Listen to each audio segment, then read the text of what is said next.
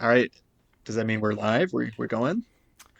Yeah, we're going. We're here. I don't really have anything planned, so welcome to the another two white guys talking about film podcast type thing. Talking about the whitest director with the whitest cast. You should listen to the backlash of the Odyssey if that's what you think. Oh, true. Um, Oh, it's because I haven't seen it yet. Yeah. yeah, exactly. Anyway, hi everyone. My name is Robert Moore, and I'm a dude from Maine. I like movies, and that's my intro. Hey everyone, this is Van. I'm a childhood, elementary through high school friend of Robbie's. Both very much fans of film, way more than any other casual film fan growing up. And yeah, we're just excited to talk amongst ourselves, really. If anyone's listening, that's just a little bonus. Honestly, yeah, like if you are listening, thank you. I pretty much like we tried doing this like a couple of years ago now. We just didn't really have like the good equipment to do it.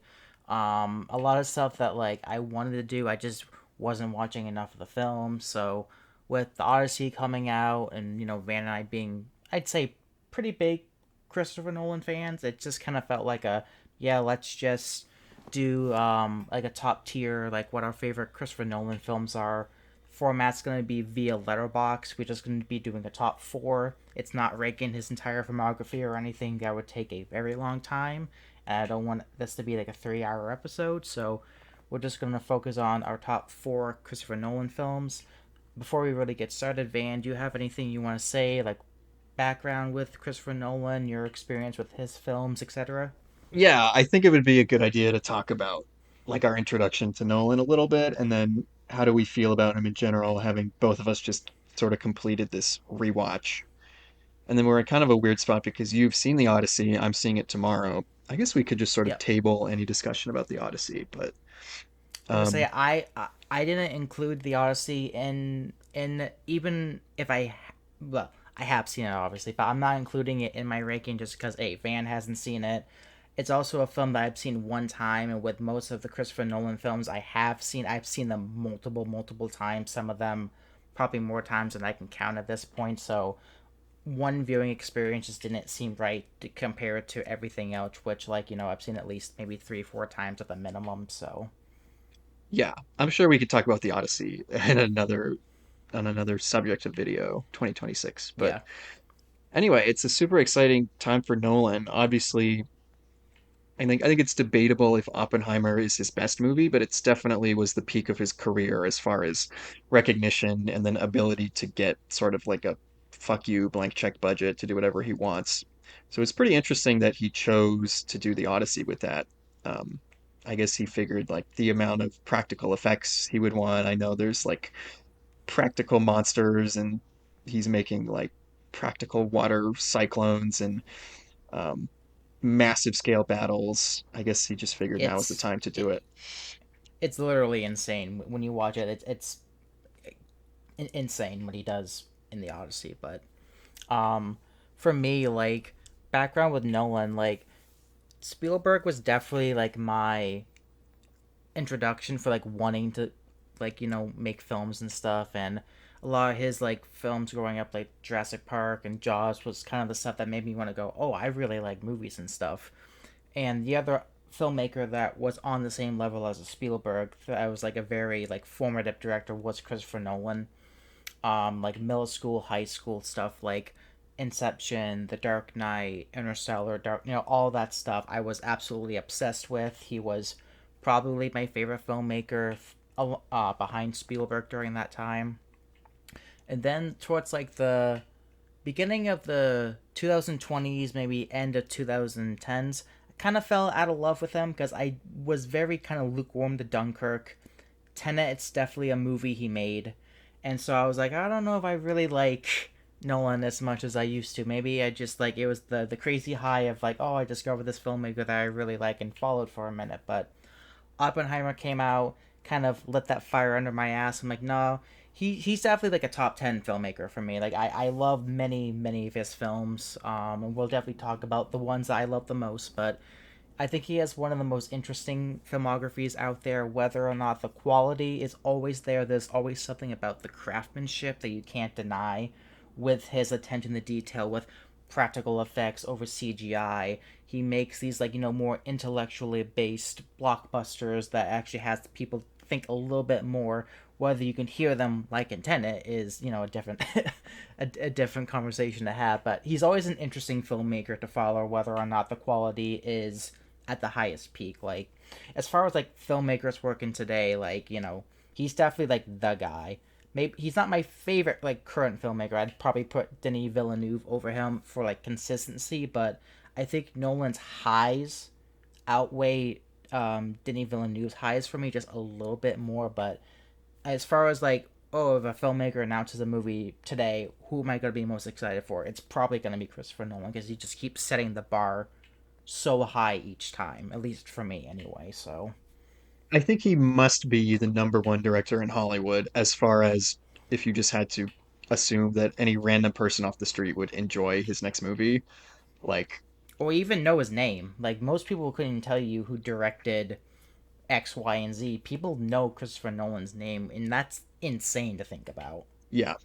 Yeah, it's because he's been doing this at such a high level forever. I mean, The Dark Knight, I think, is really, you could say Batman Begins, but I think he became a household name as long as, like, as far back as Dark Knight. And then he's just been Yep. operating at that same level ever since. So, yeah, to talk a little bit about like being introduced to him, there's a lot of movies that are just popular with everybody, not just with film folks. And early on, Christopher Nolan films like Inception and The Dark Knight, these were films that people introduced to me who were not necessarily big film people. They just thought they were so cool anyways. And there's always films like that that people are eager to show you. And I guess maybe I'm a bit of a snob, but it's pretty rare that I'm actually really inclined to like those types of movies. So Chris Nolan is like a bit of an intersection, if you will, between mainstream, like getting the masses excited about movies, but then has enough appreciable like effort put into them in ways that I can appreciate. Um, so yeah, he's just kind of a people pleaser, and I definitely have some frustrations with him, which we will talk about, and like especially when we talk about the ones that didn't make my list. Maybe towards the end of this talk, we can talk about that. I think it would be better to get into that kind of stuff more movie by movie. But yeah, like you said, as far as just putting together a visual spectacle together with score, he's worked with a lot of great composers, a lot of great cinematographers. I think that's, we're obviously not the first people to say that his directing and visual style is his forte as opposed to his writing. But um, Everything we're gonna say is like nothing that no one else has ever said about him. It's these aren't gonna be like a new, opinion on anything Nolan's really ever done. It's just our opinions on whatever he's done. So I'm excited to talk about it. Anything talking about Christopher Nolan with film buffs and film fans. I'm like, oh, everyone's gonna have a opinion on him, whether it's positive or not. So yeah, I will say I don't know, like my opinion definitely changed, I think, a little towards the lesser on average on these rewatches. I think the things that have always frustrated me about him maybe just stuck out to me a little bit more, and maybe I just take for granted what he's so good at. So I don't know if I would call him top five, top 10 personally, but I guess he must be top 10. And it was kind of hard to do. Yeah, we talked about making this a top four. It was like I'm really glad we did that because I mean obviously I didn't have to rewatch everything. I didn't have to rewatch like Tenet, which is just God, and like it's. I following mean, yeah. Dark Knight Rises, just ones I'm not as excited about.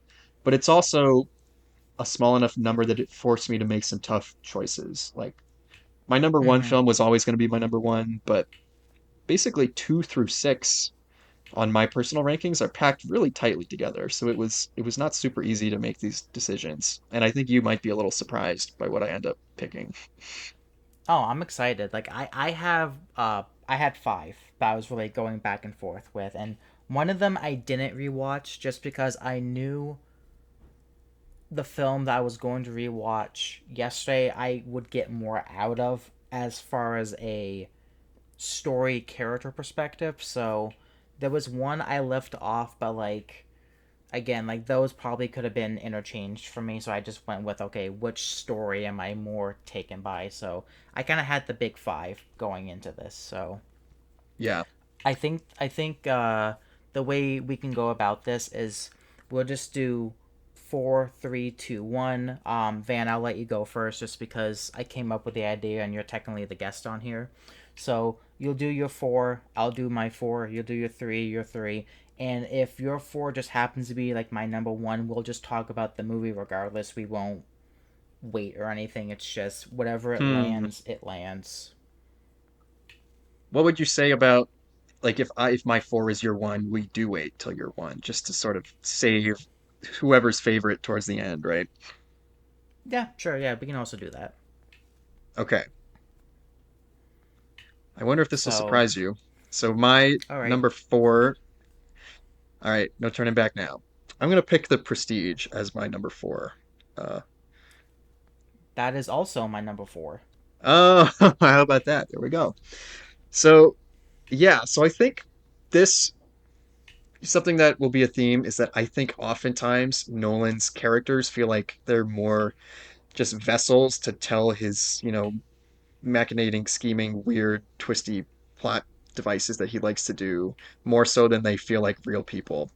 And that is a little true in The Prestige, but I think this is just the perfect blend where they still felt like really great, motivated characters.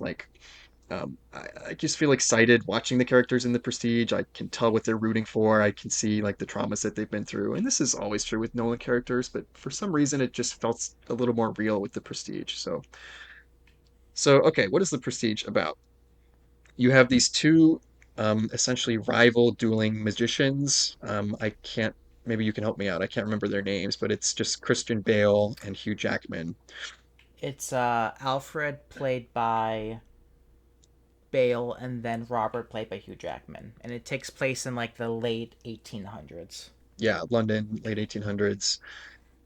Um, so we mentioned how Nolan's really great at like set pieces, visual design, and that's no exception with this movie. It's maybe not as like grand and sprawling as something like Inception or Interstellar, but it still feels like um, just very well thought out, well designed, and like an intimate look at these magic contraptions.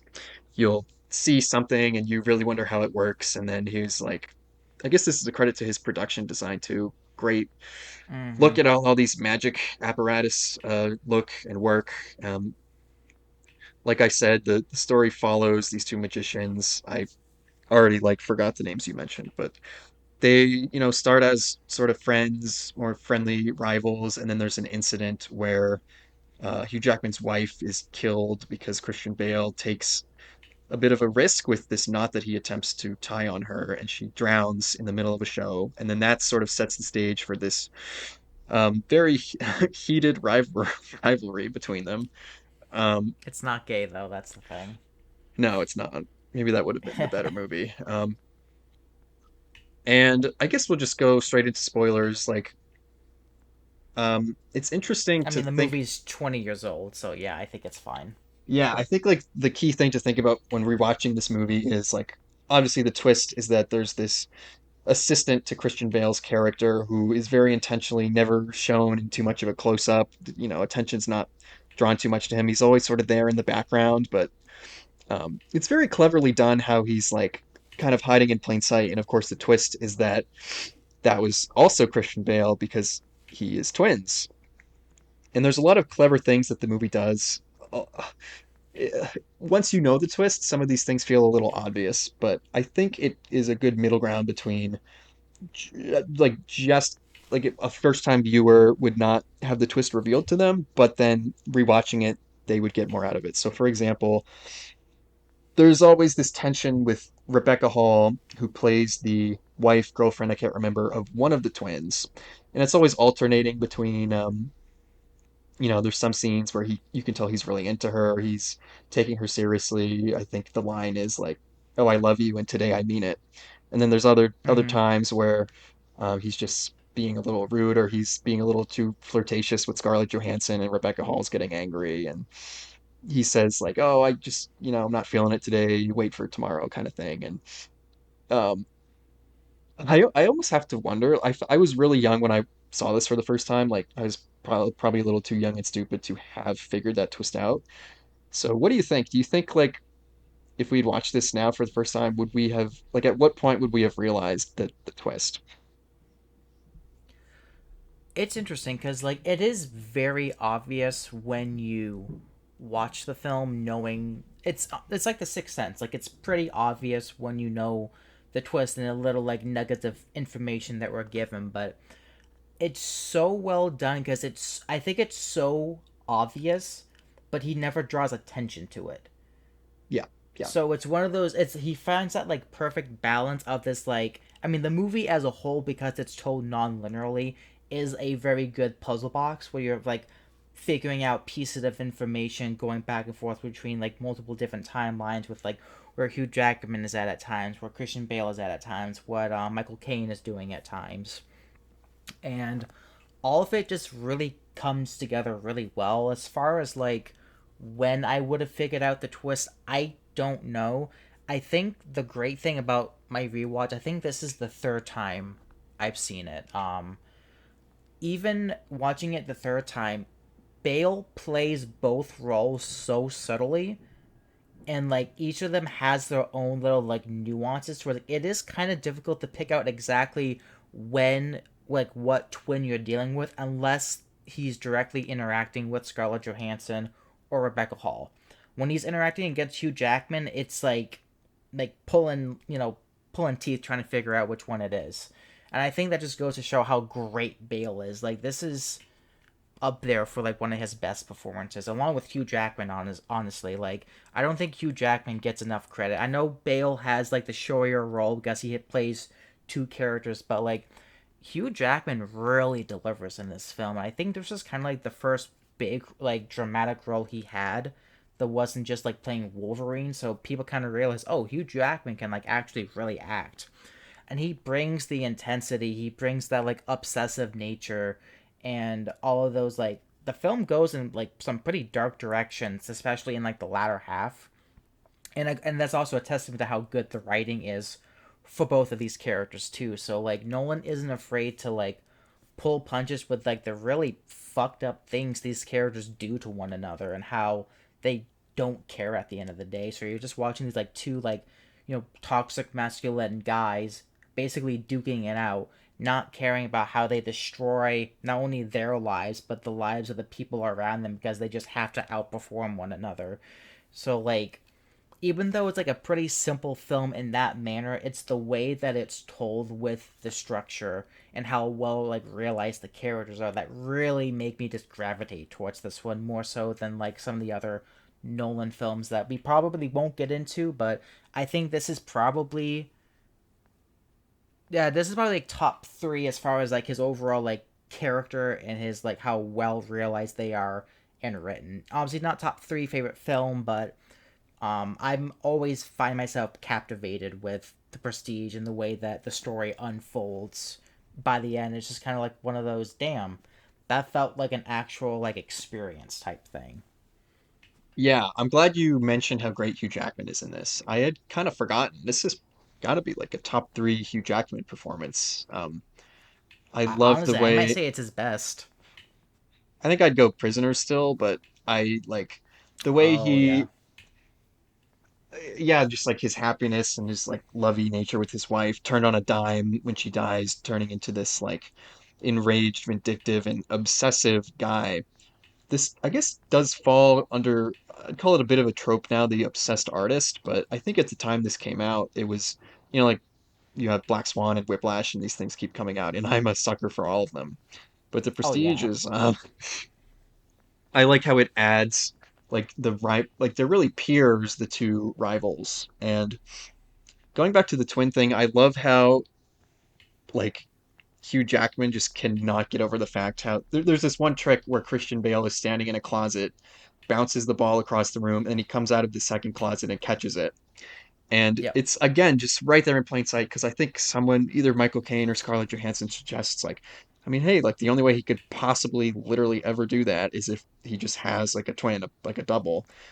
And Both characters say it to him, he just doesn't believe it because he just can't fathom that idea. Like it has to be something more to the trick than the obvious. right, I think he says like, no, he look, you can tell he's the exact same guy. I can't remember his justification, but of course that leads to him. There's this great character introduced, which is like they just have basically have a Hugh Jackman look-alike contest, and of course the person they find ends up being a very big liability because he's just drunk all the time, and it Yeah. leads to some good humorous moments in the movie. But um, As I say, that small character, it adds so much, despite having like what, maybe 5 minutes of screen time, but he's one of the more memorable aspects of the film, at least for me. yeah, I couldn't tell at some point if it actually was Hugh Jackman playing him. I guess like it I must think just it be. is Hugh Jackman. At first, I thought it wasn't. I think it's Hugh Jackman with a little bit of makeup. That's got to be Yeah, what it they is. But did just enough to make it kind of like just enough to throw you off. yeah. So, like a lot of Nolan films, there comes a point in this where some might say jumps the shark. Like basically, it introduces a concept which is not like could not be conceived. Like it's not real, basically. So it introduces this idea that he goes and visits Nikola Tesla over and over, just obsessed with this cloning machine, essentially. Nikola Tesla very well and funnily played by David Bowie, and eventually it works. And there's this great moment where they've been trying to clone this hat over and over, and then uh, turns out they were just spawning it in the wrong place, and he stumbles upon like a 200 hats or something. Which But is literally the opening shot of the film too. yeah, yeah, So like yeah, it does set it up in such a clever way. yeah. It does set it up. It just, you have to be okay with accepting something that, and this is something I'll talk about with a lot of Nolan films. Like I hold things like sci-fi like this to a really high standard because I know it's possible to do sci-fi that has amazing characters, amazing story, and it just feels like it doesn't feel impossible. It feels like almost an inevitable future. Like there's no part of my brain that thinks a teleportation machine is inevitable. Like in fact, I think it's just straight up impossible. So, at a certain point, I have to shut off my brain a little bit to that, and um, but whatever. It's like a movie about magic. It's not too bad for me, but it leads to a pretty interesting, speaking about Hugh Jackman's character. Basically, he's so obsessed with this idea of one-upping Christian Bale that he willfully, basically continuously like kills himself. So he, Yes. so the twist is that I guess like he realizes he can clone himself, but he doesn't want more than one of him running around because it would spoil the trick. Or so he basically bets on the fact that the cloned version of himself will just share all his memories and everything so that he's not worried about losing any of that. And he's like, well, I guess my current form, like this body that I'm in, will be drowned, but it's okay because I'll be teleported and sort of live on. And then it leads to this very eerie end of the movie where, the reveal is sort of this uh, depth shot where you can see all the tanks of the drowned Hugh Jackmans. Mm-hmm. So yeah, what do you think about that? And like, Nolan's famous for his endings. So I guess that's sort of the second twist. What do you think about this whole teleportation suicide mechanic? As long as it serves the story in an emotionally like cathartic way for me, I'm willing to overlook certain things. And like the film itself is a magic trick. They set up the three rules. I can't remember it's like the pledge, something, and then the last part is the prestige. Yeah. Um, so they set up the entire movie as just this really complex magic trick, and I really dig it. I can understand why some people would think it's strange. I remember the first time I watched it, I was like really into the film, and I was like, "Oh, that's kind of weird. I don't know how I feel about it suddenly becoming science fiction." But I don't know. Like at the end of the day, I really vibe with it. I think it's a big swing that he took that works really well, and as long as it's serving the characters, you know, well, and I think it does serve the characters well. It adds more depth to Hugh Jackman's character, just like the levels that he's willing to go through to top Christian Bale. Even though it's like it doesn't matter at the end of the day, like who cares? But it Yeah, adds to the themes, it adds to the characters, and I just think it's one of the coolest like reveal like third act things that Nolan has revealed. Like I can understand why people wouldn't like it, and that's totally fair. I completely vibe with it, and that's the reason why the film, like I rate it as high as I do because it's a big swing that works and actually serves the story instead of it just being a twist for the sake of being a twist. You know. yeah. So I did bring it up, but I think the reason it doesn't bother me as much as it might is because despite it pivoting into sci-fi, which on paper bugs me, it's at least not without its consequences and without its like effort from Hugh Jackman. I mean, he's going over and over to this Nikola Tesla lab, and like Tesla warns him this will destroy you, and you can see like just the torment on his face every time he's dealing with trying to build this machine. And then there's like the psychological consequences of what he's doing to Yep. himself, and so it doesn't. It could have been a lot worse. It could have just been a just sort of introduced out of nowhere mechanic just to sort of help the story forward, which is how I feel about a lot of these, types of things in movies. But no, it does feel earned. So it is just a matter of getting over the sci-fi element. Mm-hmm. I What? think one of the other things that like really wins me over with this movie too, um, I think this is the first film where all his like production qualities really come forth together in a complete package. And what I mean by that is like this movie is gorgeously filmed. It looks stunning from a cinematography lighting perspective, a production design standpoint, a costume standpoint. Like this movie looks so beautiful to look at, and it's obviously it's like a period piece, so he's able to kind of like lavish in some of those things versus a movie that takes place in modern day, whether it's like Memento, Insomnia, where you wouldn't really have the budget to do anything like interesting per se. But he really takes advantage of the time period just to make a really beautiful looking movie. And I think the key to why this movie works so well for me is its editing. He's obviously obsessed with nonlinear storytelling. Every single movie pretty much has some kind of at least a flashback or things aren't told exactly in order. And I think that this is one of his best attempts at doing a non-linear storytelling device because you're learning new pieces of information as the film progresses. And I think I mentioned at the beginning, it's such a fulfilling puzzle box at the end of the day because it's like every new piece of information you find out is like, oh shit, wow, oh man, that's cool. And so it just constantly like builds and builds and builds into the final third act reveal where it becomes far more linear at that point. But I just love following the way he tells the story, the way he decides to hold up certain pieces of information from the audience, only to like have like a big reveal with it without it being like a gimmick. And I think Yeah, that's one of the big things that this film is not a gimmick, and that's really hard to do, especially when you're talking about sci-fi magicians in the late 1800s. It's such a swing, but he just like he lands with it. yeah. I mean, you could compare this to like the Now You See Me franchise, I guess, on paper, where any attempt of like a deep journey for any of the characters is just replaced by flashy magic shows, which like don't even make sense. Like, anyway, I've let's not never talk seen about them, that. and But I'm not going to. oh, okay, yeah, yeah. Anyway, the listeners that are not really listening will know what I'm talking about. Um, yeah, this is probably the best movie about magic ever. Uh, is that true? Yeah, probably. Probably. So, should we talk about the female characters? We have Scarlett Johansson, who is introduced as a magician for Hugh Jackman's um, act, and then he asks at one point her to spy on Christian Bale, and then there's a little question about like where her allegiance lies for a bit. This is like kind of a classic Nolan issue of his female characters never feeling more than just kind of Yeah. plot elements for the male characters. I think the same can be said about Rebecca Hall in this movie. I think Rebecca Hall I actually He prefer.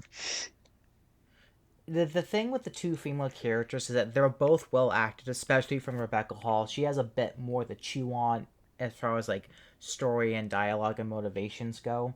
Um, Nolan really cannot write women to save his life, and that's probably his biggest issue as a filmmaker is that she does not make interesting female characters.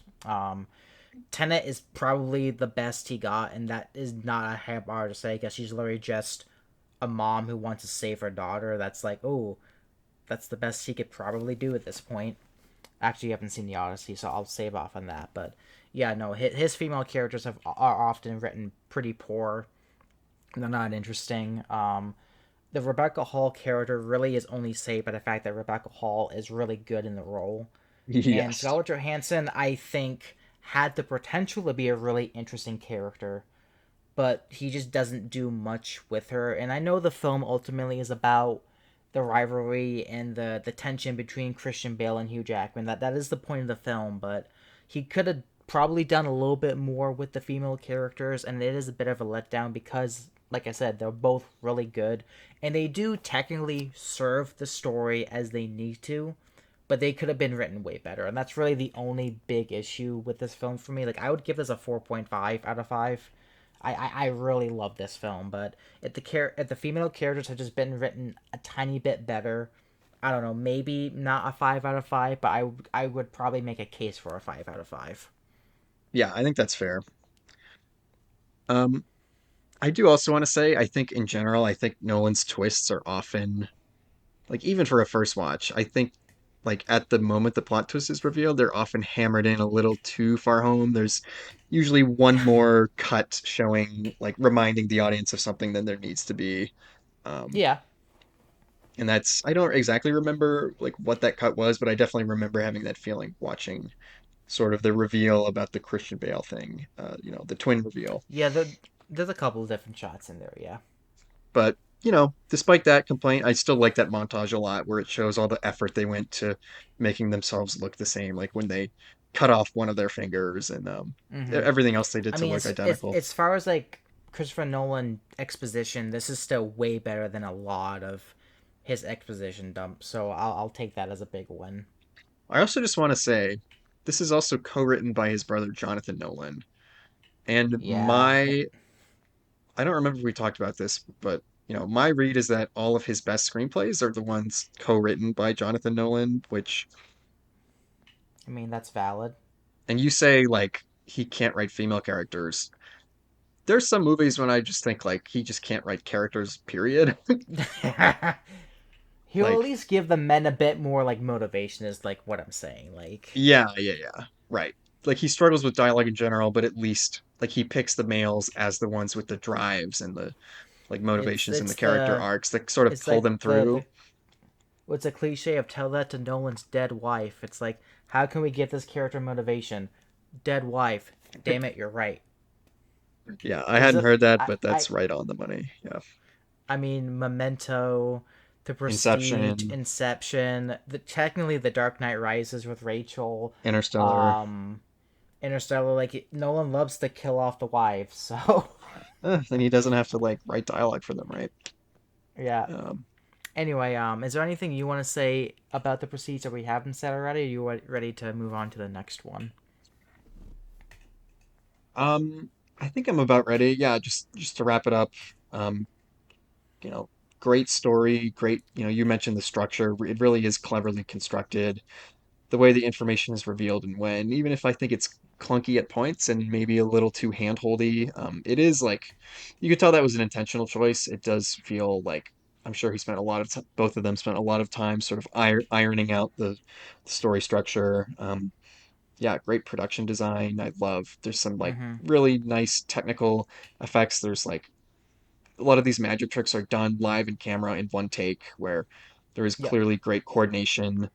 Um, everything looks real, like the whether it's drowning in a water tank or um, these lightning effects or like uh, Something that really stood out to me watching this. Typically, when you get a lot of like period piece films, they typically like to keep it the camera like locked down, like dollies and trucking and stuff like that. But this film has probably more handheld shots than any like smooth, like pretty looking shots per se. And he's so good at handheld that I wasn't really noticing the fact that so much of this film is handheld. I just want to throw that out there too. It's like it's very like atypically shot for this type of like period piece film. I think that's really interesting and adds to the overall kind of like grit and like edge to the story and the characters too. Yeah, really great cinematography by, I'm just looking it up, Wally Pfister, who I guess was sort of his go-to before switching to Hoyt van Hoytema. Um, Yeah, Wally Pfister wanted to become a film director after Dark Knight Rises. oh, I see. He, he didn't like Dark Knight Rises, I guess. Um, yeah, nominated for cinematography. Very, very deserving. I mean, he And won cinematography for Inception, for so Inception. he's an Oscar winner. Also nominated for art design, which I guess is like production design now. Yeah. Oh, Um, that's like one other kind of like nitpicky issue I have with the film too. I don't think the score is bad, but Nolan has made some pretty iconic pieces of music in his career, and the music is just kind of fine. Like huh, it serves its purpose with the story, but I couldn't tell you any like themes or like really any like interesting aspects. And I know it's his first composer who did Following, Memento, Insomnia, and then Prestige. Those were the four films he did with Nolan, and they all kind of have the same feeling to it. Doesn't have much of a personality outside of that, but yeah, music itself is fine. Like not a whole lot to really like latch on to, especially when you compare it to like what he's done with Hans Zimmer and Ludwig. yeah, I agree. It didn't even occur to me to bring up the music because like you say, I couldn't hum anything or, Yeah, uh, like it serves the story. Like it's not bad by any means, but like I expect more when it comes to like Nolan scores at this point. So we didn't talk about Michael Caine. I don't really have that much to say. He's kind of the same character in every Nolan movie, but I never mind that uh he's there. I like I him. think I like it. He's pretty great in this. Like he definitely has more of a character than like showing up in like Inception, Interstellar, and Tenet as like, hi, hello, I'm Michael Caine. He Yeah, actually has like a character and he has motivation, but he's great in it. Like definitely don't have any qualms with Michael Caine in this. yeah. Just clicking through some photos to see if I can think of anything else to talk about, but no, I think we pretty much covered it. It was funny to see Andy Serkis. I didn't Yeah. think he would be in here. Um, okay, so that was both of our four. So should we bounce it back to Yes. three for me? Yeah, we can bounce it back to three for you. So I feel like this is pretty likely to be on your list. My number three is The Dark Knight. That's my two. Oh, what's your three? Now we'll talk about Dark Knight and then we can talk about my three. I mean, Okay, it's okay. close enough. Yeah, The Dark Knight. Still the best Which, like, superhero. well, the thing I want to preference right now is like, there's quite literally nothing we can say about the Dark Knight that has not been said already. Yeah. I'll let you continue though. Sorry. Yeah, that's yeah, that is true. That's true for like a lot of these Nolan films. Like The Prestige is at least a little less popular. I feel like, I like to think, oh, we have good taste. Like I do wonder if you polled like everyone their four favorite Nolan films. I don't know if The Prestige would be on that many people's lists. So, um, Hmm. feel good about that. Dark Knight though would like probably be consensus top three, I would think. Yeah, It as is us right now. um Dark Knight is basically like, what if you had a like really great, gritty, well plotted um, crime movie, something like Heat, for example, um, but it's with Batman, but nevertheless takes itself extremely seriously, very well thought out, despite the fact that it's working with these superhero heroes and villains. Like each of them has great motivations, and all the like actors take everything really seriously. Like you have, for example, a character like Two-Face, who on paper is like, oh, he's a crazy guy and half his face is burned off, but really a lot of effort and care put into making the tragedy of a character like that feel real and feel like a character you can empathize with and like something that could really exist. Obviously, the reason this movie is as great as it is the main reason I think is Heath Ledger giving tragically his last performance ever, I think. Um, He had and something after it, but he had other people had to like fill in to finish off his scenes. okay, okay. Um, yeah, I'm sure we can and will talk about every like Heath Ledger scene and all the choices that he made that were just so interesting and like unexpected and really went against the grain. And of course, when he was announced he was cast, there was a lot of skepticism. He had recently come off Brokeback Mountain, and people wondered if the gay cowboy guy could pull off the Joker, and he just proved everybody wrong. Gave one of the greatest, like certainly greatest supporting turns ever. Um, and so Literally ever, yeah. yeah, he's really the reason to watch this, I think. Oh, I mean, well, like the story, pretty much everything about it is better than the Batman Begins or Dark Knight Rises, but if it wasn't for Heath Ledger, I think The Dark Knight would just be a little bit better than those movies, at least than Batman Begins. Um, but throwing him in there is just like, yeah, what he's doing is just unbelievable.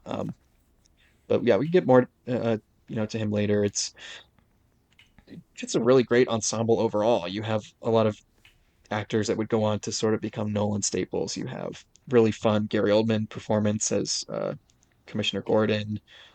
I mentioned I did a little slight on Michael Caine earlier, but I really do love him in the Alfred part in all of these Yep. movies.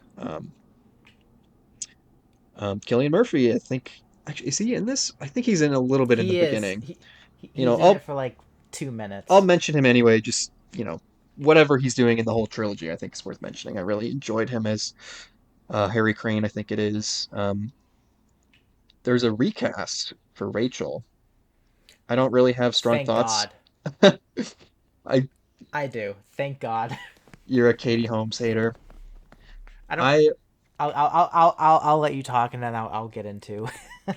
Yeah, yeah, just a really fun crime story. It's just like, stands right up there with pretty much any crime thriller that you can think of. And, I'm the type of person that would like usually if you take a movie like Heat or like Goodfellas or any other crime movie you can think of, and then just sub in like, oh, but by the way, it's like Batman. I'm liable to just roll my eyes and think like, oh, well, this is just gonna be like a joke. I'm not gonna be able to take this seriously.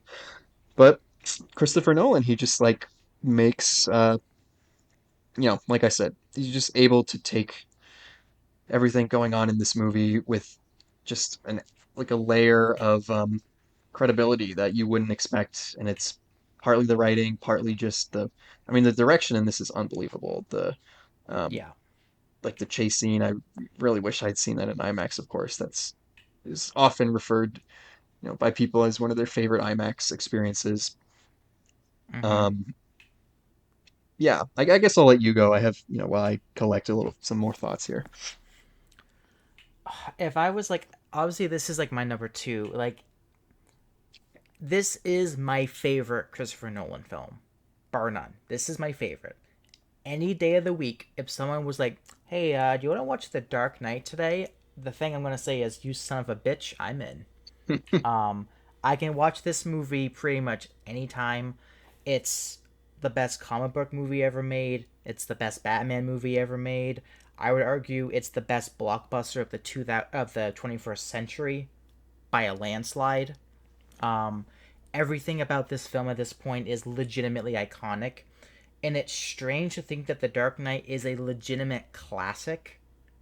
That we grew up in a time where like The Dark Knight came out and it was just this really popular film, but it stood the test of time. It's become not only a big pop culture film for like regular audiences, but a film that critics could legitimately attach themselves to and appreciate the craftsmanship and the writing and how this film changed comic book movies forever. Every comic book movie after The Dark Knight wanted to be The Dark Knight, but they didn't understand the tone. They didn't understand. They took away the wrong lessons with this film.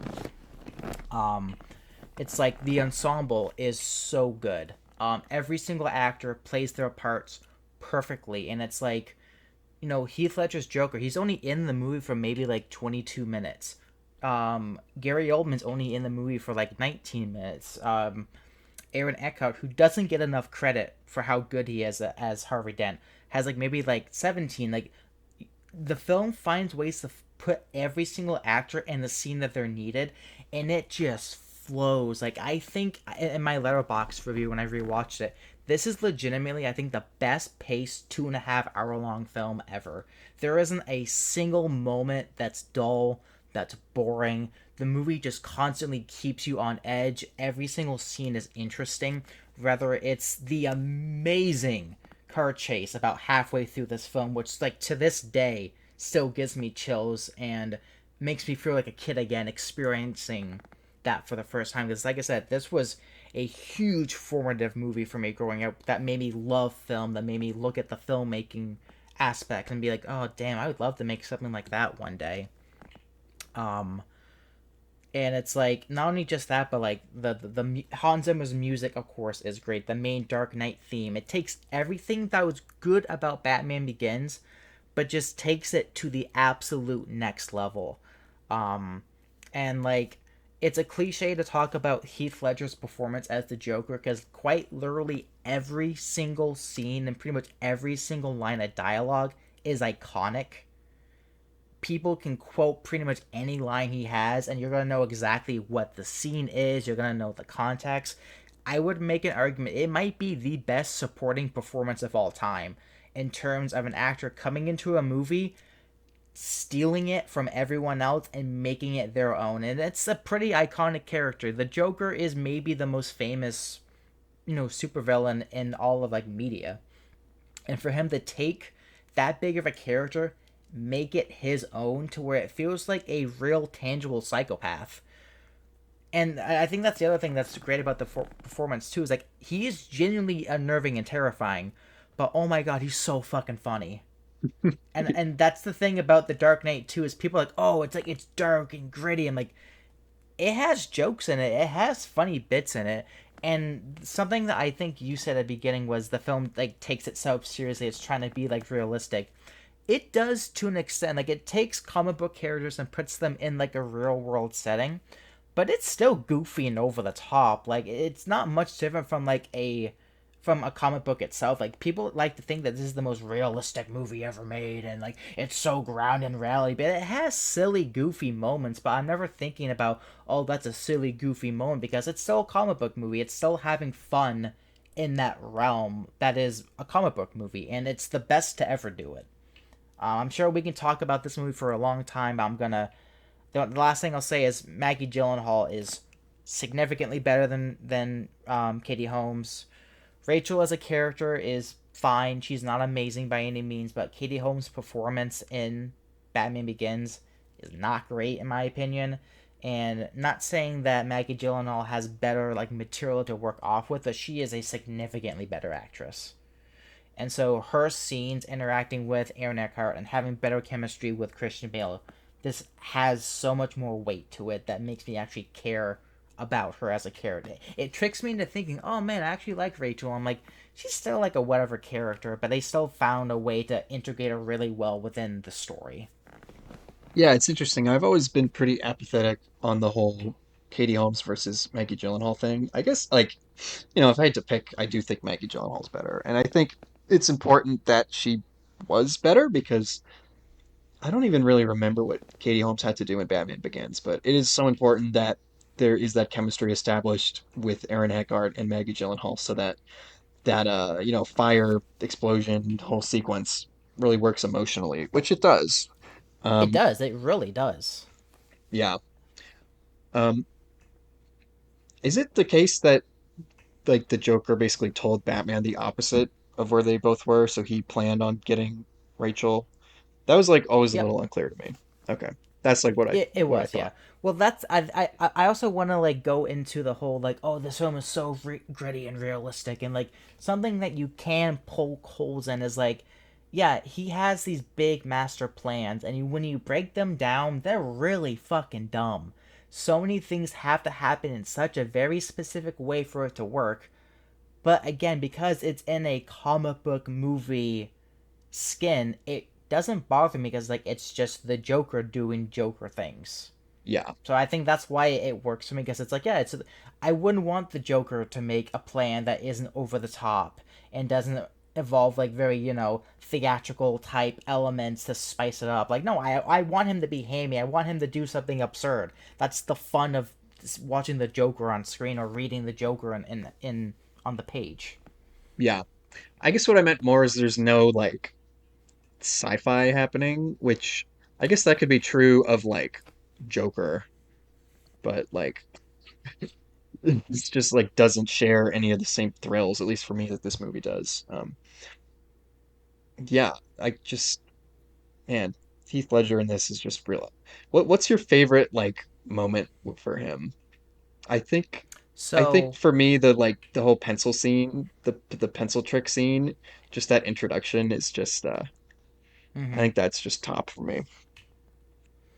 my favorite line of his, I think it's a very underrated line because I don't hear anyone talk about it. It's at the end of the scene where they're like, no, it's in the middle that one of the guys says, "You think you can come in here and steal from me?" And he just quietly goes, "Yeah," and it happened so fast that like you kind of don't register the fact he just did this little like quippy one liner, but it's such a funny moment. I don't think it gets enough credit, but like as far as like the best Joker scene, it's the interrogation scene after the big car chase. Like that is one of my favorite scenes in any movie ever. That's The yeah. dialogue is so good, the acting is so good, the way it builds to its finale of him, like pushing him against the window and beating him, trying to get the answers. It's so thrilling to watch. Like you're like nail biting, and like I've watched this movie couldn't tell you how many times at this point. And every time I get to that scene, I am literally on the edge of my seat, like, oh my god, oh my god. Even though I know exactly what's going to happen, it's just so well executed. And you're so invested in the actual story by that point that, like, anything that happens, you're going to be like, oh shit, oh shit. Yeah. That's got to be like objectively that's probably was his Oscar clip and everything. Yeah. Yeah, really I interesting think the that other thing, no, I'm going to say, like, as far as, like, The Dark Knight goes, too, like, one of the best opening scenes to any film with the heat robbery, and also like one of the best endings of all time. That final line just cements the entire film so well. I know I interrupted you. I'm sorry, but I wanted to make sure I slid those two things in before I forgot ac- to say it. actually yeah, no, we should talk about the ending. You say the last line. I think just the whole last sort of 10 minutes people complain that the worser of the two villains is the one that gets to end the movie with Harvey Dent. And I guess, like, sure, if I had to say the Joker's the better villain, but I love the Yeah, ending. That, like, the moment of, of course, there's conveniences, like the coin flip is only tails for Batman, yeah, whatever. But, yeah, that moment of, like, the Joker can't win, mm-hmm. like, the people can't realize that Harvey Dent turned evil and therefore I killed those cops. Like, Yeah. yeah, great moment of It's sacrifice. so cathartic as an ending. Oh god, I could honestly spend this entire podcast probably just talking about the ending to this movie alone. It sends chills. Oh my god, I Yeah, it. fucking I love just the love ending of that this it movie like so much. it very clearly disrupts the status quo. Like it makes it clear that when and if there's going to be a sequel to The Dark Knight, of course there ended up being one, that like it could not be the same movie. Like Batman is now in exile. It just like upped the stakes, made it feel more real. It doesn't just feel like an episode of a long Batman serial or something. It's like And I mean the good guys lose at the end. Like this isn't the hero comes up at the end successful. Like he has to take the sacrifice in the end in order to get some kind of some kind of something out of this like awful situation. do you ever think about how I'm pretty sure Nolan's plan was to have Heath Ledger in Dark Knight Rises, at least as like a Yeah, side character? it was gonna.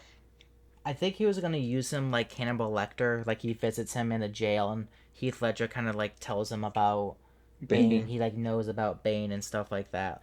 I would have loved to have seen it just because Heath Ledger's performance is. I could watch literally him all day long. I will watch out of context clips of him just because it's Heath Ledger's the Joker type thing. Um, I think but Dark Dark Knight Rises has bigger yeah, problems than like he couldn't have saved it by himself. no. And something you said earlier too, I hear people's argument of, oh, is it as good of a movie without Heath Ledger's performance? And I mean, like, technically, no. I don't think that's entirely fair because he does bring like an extra layer to the film for sure. But like, I feel like that's a pretty big fuck you to how good like the other actors are, how good the ensemble is, and again, like, just how much the film works in general because it is talking about, pretty relative topical themes for 2008. The whole surveillance thing at the end is very much like what was happening in the government at that time. And it's not afraid to kind of touch, it doesn't like explore them in a really deep meaningful way. It's Morgan Freeman being like, this is wrong, no shit, Lucius. um but I don't know, like it still like took chances. It still is, it gives you think. The film has more think pieces than your average comic book movie does, and it's not just that they give you something to think about, like they half-ass it. They do a good job of exploring, the line between hero and villain, the stuff sometimes people have to go through to get what needs to be done in a way. And I don't know, I always find this film extremely compelling just from like a thematic standpoint and how it brings the idea of Batman, because Batman in general is an interesting character. He's one of the best comic book characters, and it's because he's well defined. He's not exactly a hero. He's not exactly a villain. He falls into this very, blurry line. And this film by far is the best exploration of that idea of who Batman is, and that's what ultimately makes the film so compelling. It isn't just the fact that the Joker is amazing, Heath Ledger's amazing. It has a great through line continuation for Bruce Wayne as a character, even if it's not necessarily like a Bruce Wayne movie. Yeah, he's constantly dealing with that question of should he turn himself in because Joker's continuously making these threats. People are going to keep dying if you don't turn yourself Mm-hmm. in. I like that character struggle that he has to face throughout the movie. And, quickly as far like obviously this could have been my number one. As far as for why it's not, I guess this is the first, well, I guess not the first, but like I noticed more on this rewatch, just the same sort of Nolan dialogue issues that I've always had with his movies did stick out a little, where it's not bad, but it just feels like basically when Nolan goes to write a scene, he just thinks like, okay, what needs to be achieved in this scene? Like this character needs to say this to this character so that they can know that, and then they can like move on to this part of the plot. And like the dialogue is just very often feels surface level, where uh, it just feels like more of a plot delivery mechanism than like real people talking. It's not as bad in this movie, and that's part of why it like made my list. But since Heath Ledger is just so like crazy anyway, like his dialogue in a way didn't pull me out as much because it just like isn't even trying to sound like a real person, right? I think the reason it doesn't bother me, because I do agree, like there was some dialogue that's very much like we're just trying to get to like point A to point B. I think because the film is following more of like a cop robber procedural type thing, every piece of dialogue is basically just trying to figure out what's, A to B to C. So I think within like the context of what the film's trying to be, it doesn't bother me as much. But if I'm not gonna sit here and argue that like I completely disagree. It personally, I was never taken out of the film from the dialogue. I was just like in the film, enjoying it and experiencing it. So Yeah. I think it's just like a taste thing. Like, I don't know, just people like Kenneth Lonergan or Noah Baumbach have just like ruined Nolan dialogue for me. But yeah, Dark Knight, uh, love it. Um, it's an all timer, like flaws and all. This is a 5 out of 5 for me. Like, I could sit here and nitpick this movie all day long. It's one of those cases where at the end of the day, I legitimately just don't give a fuck. I love watching this thing, and I can watch it any day of the week, no problem. have you seen that meme where Oppenheimer, that thing where Oppenheimer's so afraid about what he's done to the world with developing the bomb is like akin to Nolan feeling guilty about having made The Dark Knight because it kicked off this whole superhero like craze. I think I have, yeah. I wonder if there's I wonder if there's anything in that. I think there might be. Maybe. Well, um, I'm very curious. So that was your two. So you only have two movies Yep. that I'm not aware of. Yes. So we're gonna go to my three now. Right. My number three is Memento. Okay. This is on my list higher up. Um, We can wait then. If it's where I think it is, we can wait and jump to what your number two is then. well, okay. I guess this will just like reveal it anyway. Well, okay. Yeah. So my two is Oppenheimer, meaning my one is Memento. So I guess we could talk about them in whatever Wait, order. what? Oh yeah, yeah. Dude, I was ready to be like Interstellar. I don't get why people love this movie so. I was so ready. I was literally building my argument points the past couple days, and now I feel like I have like, wow, I actually had the rug pulled right under me. Yeah, I thought this might happen. I still liked Interstellar a lot, but it just got edged out because yeah, it's like the same dialogue thing I mentioned with The Dark Knight is just like 10 times Yeah. worse in Interstellar. So, All right. Well, yeah. okay. So, do we want to talk about Memento first, then, since that's my first one? So it's Yeah. doesn't matter at this point, but all right. Is So, is uh, Oppenheimer on your list? Yeah, it must be, right? Oppenheimer's one. Oh, great. Oppenheimer's Okay. Yeah, one. let's save Oppenheimer for last because it's also his last. Yeah. Okay. Um, yeah, Memento. So my introduction to Nolan, as I said at the start, was Dark Knight, Inception, and I went back, and I remember picking up Memento. There was in a like a $5 DVD bin, and I'm like, oh, this is the Christopher Nolan film. It's really popular. I have to watch it, and just absolutely transfixed with the structure of this movie. It has Guy Pearce who had a head injury and he can't produce new memories. He kind of forgets everything within like a certain period of time, but he remembers everything prior to this incident where his wife was supposedly murdered by this guy, John G. So it's him on this like revenge path trying to find John G and get revenge for him murdering his wife. Um, this is like it's number three on my list, but like, again, this shows you how much I love Christopher Nolan as a filmmaker. This is also one of my all-time favorite films. I would give it a 4.5. It's not quite a 5 for me, and I'll get to it why it isn't a 5 in a little bit, but this movie is just so brilliantly edited. Like I've seen this film a handful of times at this point, and its non-linear forwards and backwards storytelling fucks with my head so much because it's so abrupt. Like all the black and white sequences, we find out play in real time, and then all the color scenes play in reverse.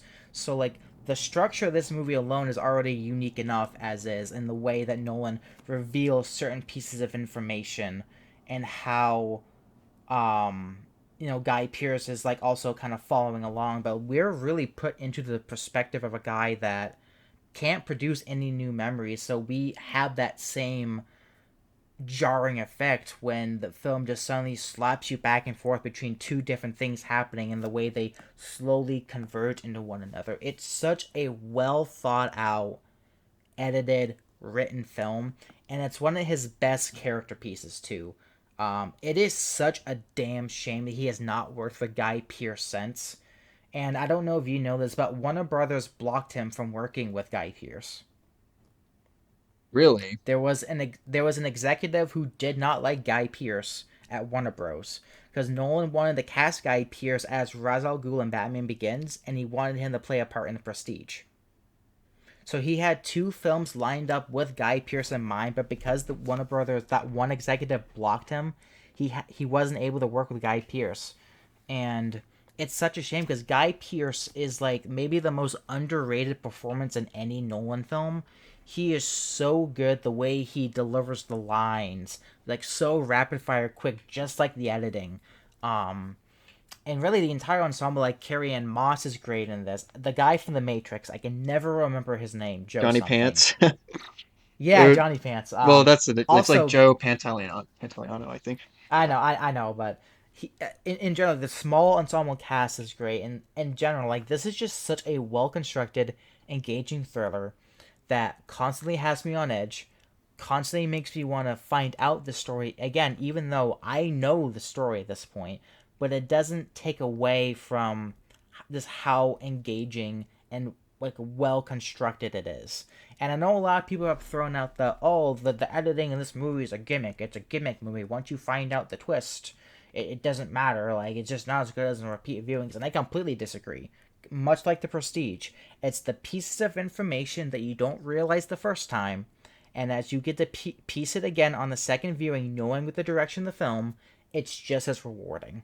This is a very rewarding film experience, and it's one that I wish I could re-experience, like Guy Pearce in Memento for the first time. But this is your number one, so I'm very curious how you Yeah. think of this.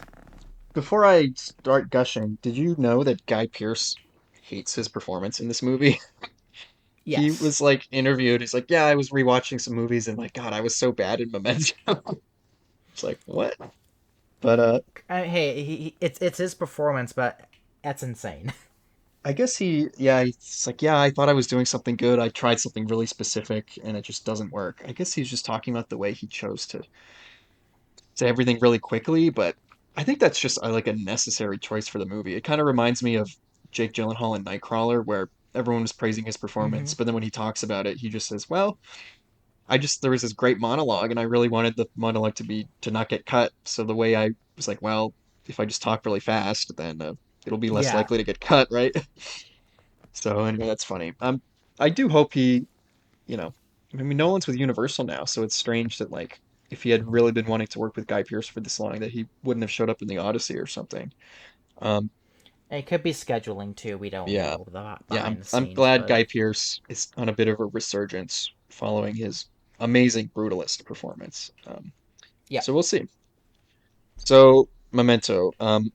I have this like, I don't remember a whole lot from elementary, middle school, but I definitely remember talking about Nolan with you. I think like to me, he was just kind of the guy who made The Dark Knight, which I watched and loved. And then, you kept telling me like, oh, you got to watch Memento, you got to watch Memento. And I think pretty much from the point when I watched it, it's always been my favorite Nolan. I don't even know if it's like the most rewatchable or the most exciting, but just like the intellectual half of myself like just thinks that this has to be the best movie he's made. Um, I talked, with like for example, something like Inception or Interstellar. There's these or the God Tenet. There's these movies where it felt like he had an idea for a cool high wire concept, and then he had to come up with characters in order to sort of be a through line like through that concept. And Memento is the one where the character himself is inextricably linked to the concept. Like the concept and the character are the same person, and the structure is just so ingenious. Like it's just one of those things where like once someone had this idea for a movie, it's like every other screenwriter was like, shit, that was just there for me to Yeah. do.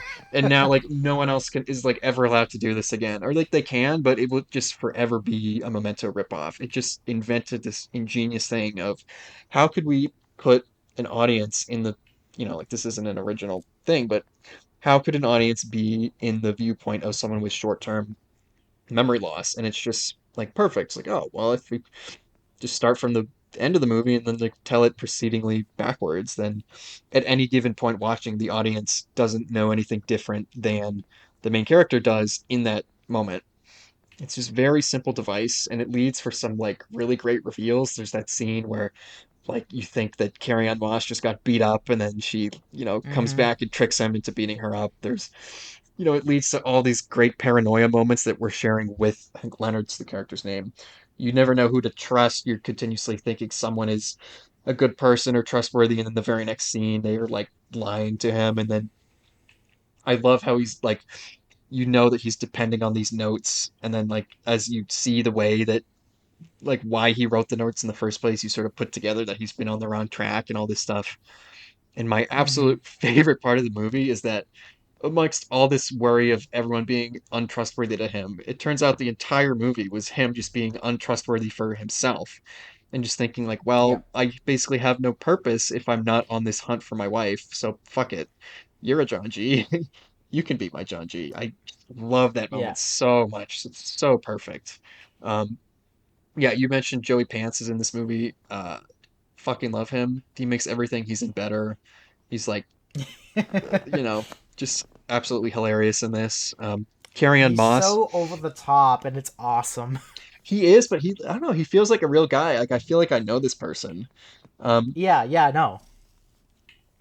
yeah, so many of the complaints I just have about other Nolan films, like the dialogue in this just never feels, um, like I almost wonder if it was a little improvisational, like if he was like, yeah, Joey Pants, this is kind of what you have to say, but just like, say it how you want. I almost wonder if there was some of that going on because it just feels Well, I mean, it natural and was fun. adapting his brother's like short film Yeah, or like short, so like he the had better material to like go off of. yeah, my understanding is it was based on a draft of the short story, and then the short story actually came out afterwards. But it goes back to what I was saying about all my favorite Nolan stuff, at least from a screenplay, is with some of his brother's involvement. And like, there's evidence of his brother being able to write. Like, I don't know if you've seen Westworld, but at least season one of Westworld is really great, and it just makes me think that Jonathan was always maybe the better writer. And of course, Nolan directing is like, top five, maybe ever. Yeah. But um, yeah, Carrie Ann Moss also really fun in this. She has the scene I mentioned, that one really delicious moment of acting for her where she baits him into beating her up, and she steals all the pens, and then she comes back. It's like, oh, you need a pen? I think I have one in my purse. Um, It's yeah. also funny seeing how like edgy Nolan was because he drops the R word twice, Oh, I had like forgotten that. consecutively, and I don't because I was like, oh yeah, this is 2001. It was okay to say that. Yeah, yeah. It's like that great moment in Nirvana, the band, the show, the movie. Yeah, Yeah. Um, 100%. but yeah, again, it's such a simple movie. Like I don't know if this is the first one I would recommend to people because it's not as like it doesn't really have any of the visual flair of something like Interstellar, Inception, Dark Knight, Oppenheimer, surely like the Odyssey. He's sort of really pivoted his career into these high budget, spectacles that you go see in IMAX or something. And it's kind of ironic to me that like despite all of his recent success and all, he's able to make these movies with infinite budgets and everyone's going to see them. Like to me, his first movie was just this. Well, I guess it's not his first because there's following, but this feels like his first sort of proper movie. And I just still think it's his best. It's just feels his most complete. It doesn't have any flaws. Like this is the only movie of his where I could just honestly say no notes. Um, I still have it rated as a 9, which, you know, just because there's other movies I like a little better. But Hmm. like, yeah, it's just so clever. It's so perfect. The like the phone call where he's like it's a bit of exposition, but it works because he's talking to someone about this Sammy character, and then you're sort of wondering, like, wait, what is this? Like, who is he talking like to? Why is this even Yeah, here? And then there's like great moment where he sees like, don't talk to anyone on the phone, and he's like, oh yeah. shit, like, who am I even talking to right now? Um, yeah, great reveal about, um, I guess like I mentioned, like Nolan likes to cut. Like whenever he's doing a reveal, he'll often add just one too many little moments of editing. Like there's that point where you see um, him injecting his wife with the needle, and then it cuts again to him pinching the wife. I'm like, ah, you probably Hmm. didn't need to show the pinch there, but that's like not a reason I'm not giving it a 10 or something. But um, yeah, I describe Memento as a horror movie for diabetics. yeah, that's probably a good way to put it. Um, yeah, it's like I actually The did. only thing that bothers me about Memento, and again, like this is 4.59. Like it's not a huge issue. But the film is so consistent at him forgetting because the film is constantly cutting back and forth between two timelines that the last 10 minutes goes on a really long time where he's able to remember everything. And the film kind of has to like rely on the fact that the audience has to take in all of this information along with him. So it's like, okay, he definitely would have forgotten it by this point. Oh, we're still going. Oh, he would be like clocked out by this moment. Oh, the movie's still going. And it ends on like an amazing, revelation of like he doesn't care. He's going to keep doing what he's doing. So like it's fulfilling from a character perspective, which is why it doesn't bother me that much. But it is something where I'm like, the film is so consistently good at doing this very jarring thing that when it has to hold the audience members' hands at least a little bit, it's like lost it a little bit for me, but like it's not a huge deal at the end. Yeah. I you're talking about the whole sequence of like pulling up to that place, killing whoever, Yeah. throwing the keys in the bush. I guess like maybe I could justify it by the time he would have normally reset, he's on such a like violent and like concentrated train of thought with that whole monologue that he's given at the end. Maybe it's just enough to keep him going, so to speak. And then when that I mean, monologue kind of Carrie Ann ends, Moss. well, right, the Oh counterpoint no. to that is that scene where he's like, "Gotta find a pen, gotta find a pen, gotta remember, gotta Yeah, remember." yeah. Yeah, that is a flaw.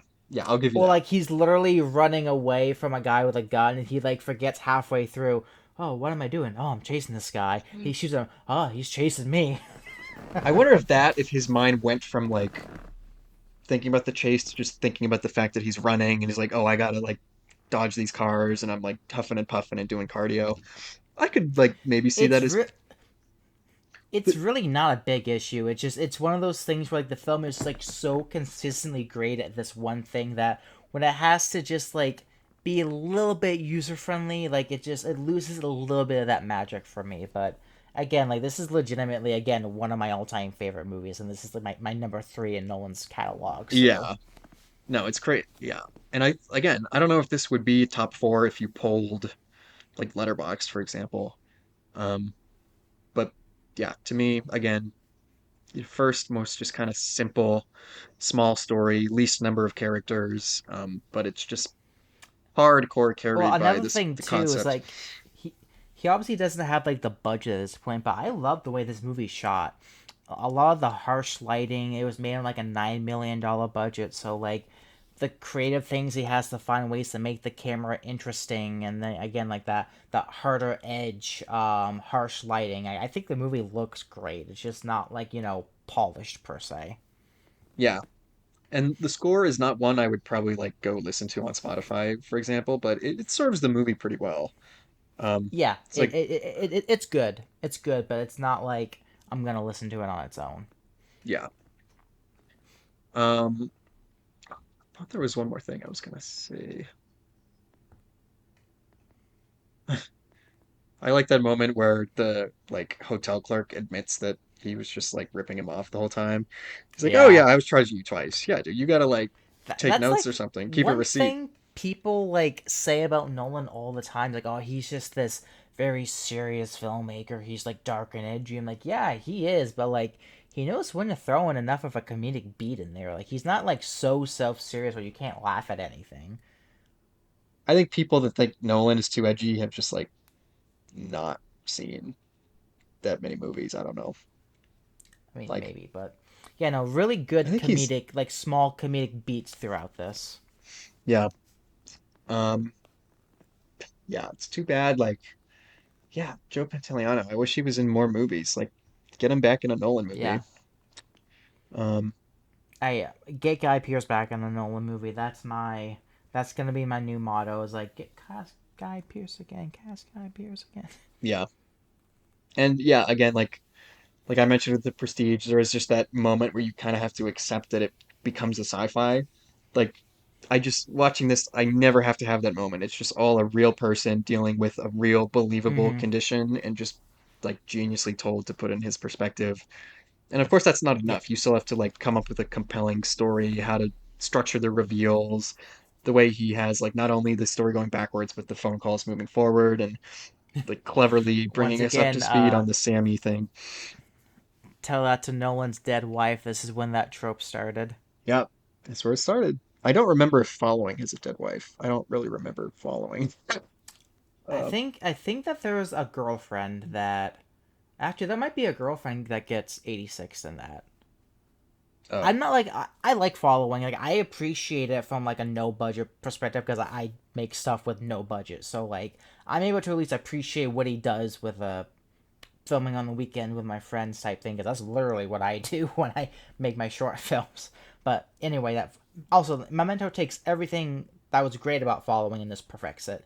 The non-linear storytelling that following definitely has. Memento just perfects it. Like from like a pacing perspective, from an editing, shot composition perspective, this film is just fucking flawless. yeah. And I love that it doesn't have a little blurb that says like, by the way, it's gonna be in reverse. Get ready. And just like Yeah. from the beginning, it's just off to the races. If you can't figure it out, like, sorry, like, yeah. Mm-hmm. And then I know a lot of people that watch Memento were very confused by the film because it doesn't hold your hand. Oh I yeah. mean, there is like exposition at the end, but you said like, oh, this probably wouldn't be the first Nolan film I recommend to people. This absolutely would not be. Like, I would say the Batman films. I would say Interstellar before Yeah. Memento. Like, Inception. it's Like, a little bit more of a mind fuck than his other stuff.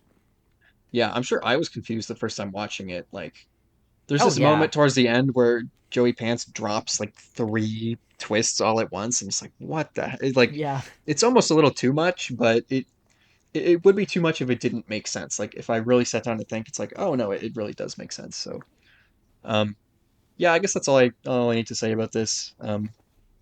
Again, I don't know if it's like the most fun or the most rewatchable, but it just super carried by the screenplay, which is just perfect. Um, Mm-hmm. pretty much. Well, we have one left. So our lists were. Yes, Wait a minute. Did we have the same very top four? similar. Yeah, we had. Well, I mean, like in different order. We had the Yeah, same top four. That's crazy. Wow. I was not expecting that. Damn. Um, yeah, no. So my number one Christopher Nolan film is Oppenheimer. Um, I am not gonna sit here and tell you that this is a perfect movie, but I would rank this a 5 out of 5. Um, this to me is such an achievement in filmmaking, not only from a technical standpoint, but bringing back that character aspect that was lost in that later 2010s work with Dunkirk, which is Dunkirk was my 5. Dunkirk and The Prestige were kind of fighting for that 4 spot for me. It took me a while to get to that point with Dunkirk, but I've come to really love what he was doing with it.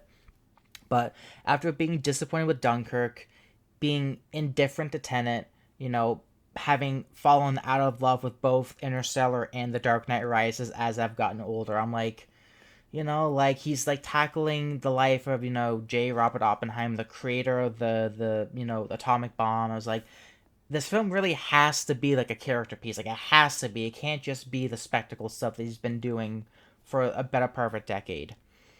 And Oppenheimer really felt like the culmination of every single thing that he was doing up to that point, basically perfected. This is a fast paced movie. Despite it being 3 hours long, it feels closer to 2 hours than three.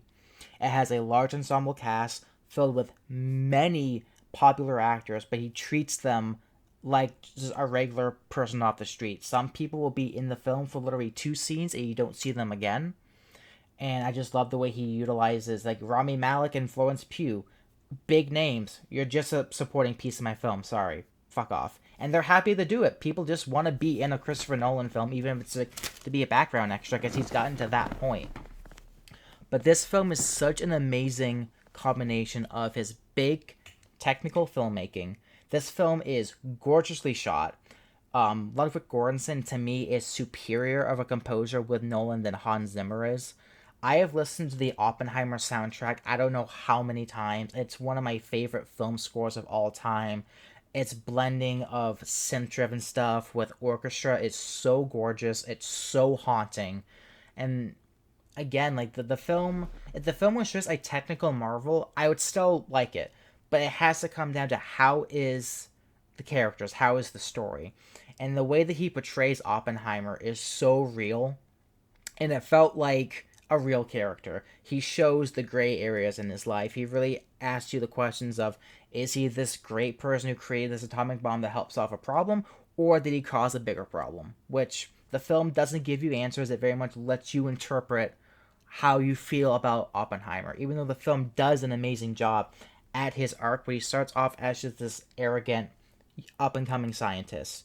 He builds the bomb, all the regret, the pressure that he feels having unleashed this awful thing, and like perfectly linking him to Prometheus. You know, he stole fire from the gods, and as a result, he was tortured and flayed. And the film is just like so immaculately paced. Every scene just goes by so fast, but it's not to the point where it's distracting. Like he's very much getting like the bare minimum per scene, but I never feel like I'm missing any pieces of information despite it spanning a pretty large chunk of time. Um yeah, I could honestly go on and on and on, but to me like this is Nolan's like magnum opus. When I think of the most Christopher Nolan film ever made, I think of Oppenheimer. It has everything that I just love about him as a filmmaker, and it's just such a fucking achievement in filmmaking. Yeah, it's such an interesting experiment for him to take everything he's learned making these crazy, high-flying, like sci-fi epics like Conception and Interstellar and Tenet and everything else, and then just like, you know, making this massive scale in a way, like blown up on these massive IMAX screens, but a really like intimate portrait of this guy who, like you say, I love how it shows him just like kind of as a kid growing up with these fears about like he's just smarter than everyone else thinking about this atomic universe and what could it mean, and then the opportunity is afforded to him to basically become like the most famous person ever overnight. Like, look, we're in a race with the Nazis. You know, he's Jewish Mm-hmm. also. I love the like scenes talking about that, and this is a little bit of extra motivation for him if like they could build a bomb. Think of like the destruction they could do with it. Like, we have to do this to end the war. These guys can't be trusted. Um, it's really great at showing the transition between his motivations for why he would do it in the first place, and then, of course, he loves the science behind it, and it's exciting in a way for him.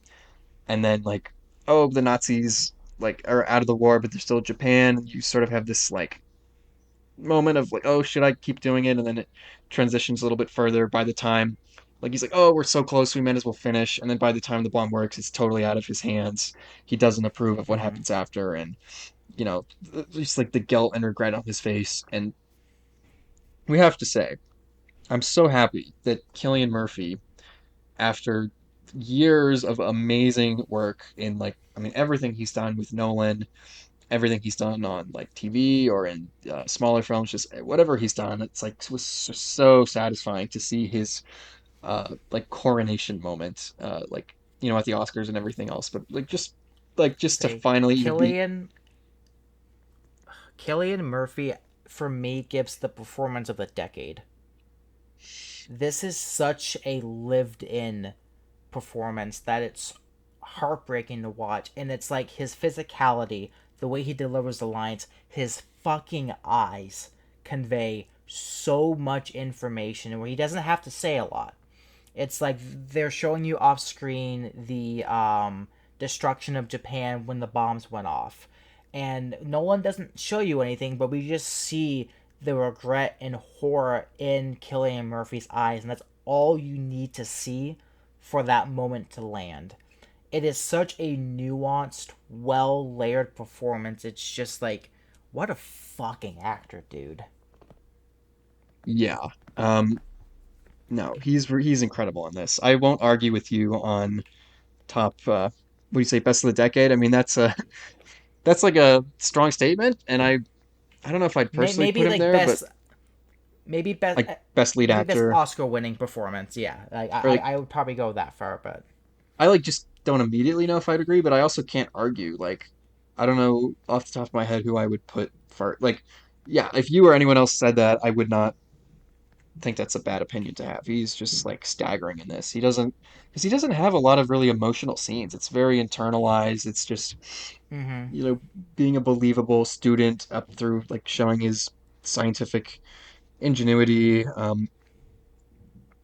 And It, even in the scenes that like you would think he'd be big and bombastic when when Jason Clarke is like absolutely grilling him in the testimony scenes, and he finally like comes clean like this is the reason why. It's not this big performance, like he gets frustrated, but it's all this very controlled calmness to him, again, that's filled with that regret that the character and the man most likely felt in that moment, you know? Like it's not a showy performance.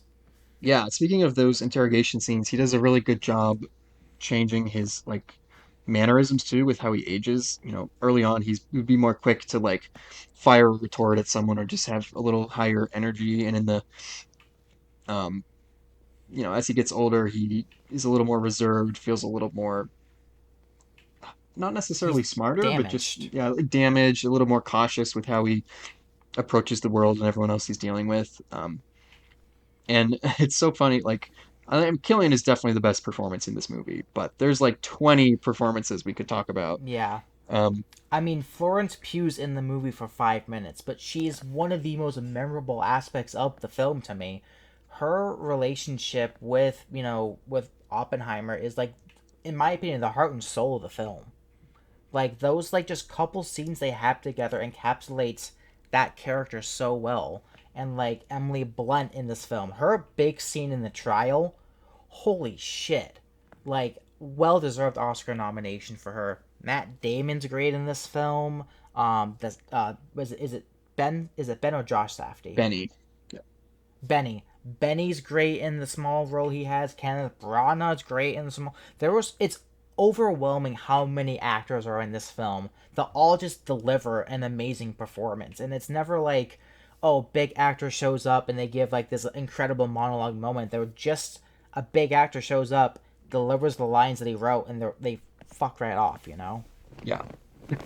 Yeah, like Gary Oldman, I need you to be like in the movie for 3 minutes to just be a like Yeah, hootin' tootin' crewman kind of. Rami Malek, you're gonna show up for 2 minutes. Yeah.